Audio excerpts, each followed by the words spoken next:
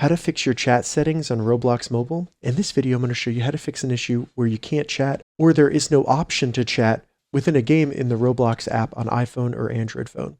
And if this video helps you, please consider giving it a like and also subscribe to my channel because that really helps me out. So if you're in a Roblox game and at the top here you don't see a chat icon, even when you select the menu, that means most likely you have chat disabled in your settings. So to fix that, what we need to do is first select the Roblox icon in the top left of our game, and then select leave. Once you get back to the home screen of Roblox, select more in the bottom right, then scroll down and select settings. Once in settings, select privacy, and then in privacy, we want to select communication. Once in communication, select experience chat, and then you want to make sure that experience chat is set to everyone. This will allow you to chat with inside games.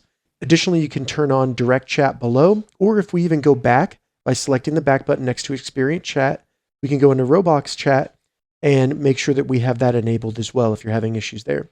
So once we've made our changes to the settings, we can go back, go into a game, and then now that we've turned on experience chat, you can see the chat at the top, and when I open it up, I can send a message right here.